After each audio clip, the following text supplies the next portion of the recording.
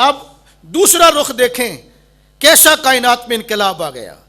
حضرات میں آپ سے سوال کرتا ہوں، کوئی بندہ میلاد کو نہیں مانتا، اس کی مرضی،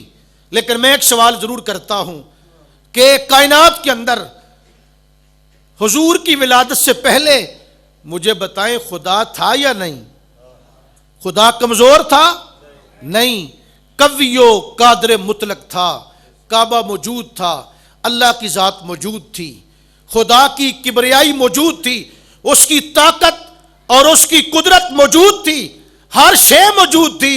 1,24,000 انبیاء کرام دنیا پر آ چکے تھے، لیکن اتنی خرابیاں دنیا میں موجود تھیں، انسانوں کو بیچا جا رہا تھا، منڈیاں لگتی تھی انسانوں کی، اور جو آپ نے حالات سنے وہ دنیا کے اندر عام اور مروج تھے، لیکن کائنات کے اندر آپ دیکھ لیں اب کسی کائنات کے کونے کے اندر عورت کو اب آگ میں جلایا نہیں جاتا، کسی بھی قیدی کے ساتھ وہ مظالم روا نہیں رکھے جاتے جو ایران کے قوت خانوں میں رکھے جاتے تھے۔ اب کسی کائنات کے کونے کے اندر کوئی انسان نہ خریدا جا سکتا نہ بیچا جا سکتا ہے۔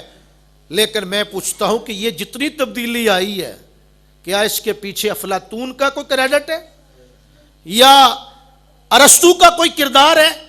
یا آئنسٹائن، ڈارون یا نیوٹن کا کردار ہے؟ بڑے بڑے فلسفی بھی آئے،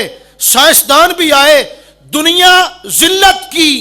گاٹی کے اندر پڑی کرا رہی تھی، لوگ ترس رہے تھے، عورت چلا رہی تھی، بچیاں رو رہی تھی، لیکن کائنات میں جتنا امن اور سکون کا آج راج نظر آتا ہے، رب کعبہ کی قسم یہ میرے محمد کے میلاد کا صدقہ تبدیلی آئی ہے۔ جہاں طریق تھا ظلمت کدا تھا، سخت کالا تھا، جہاں طریق تھا ظلمت کدا تھا،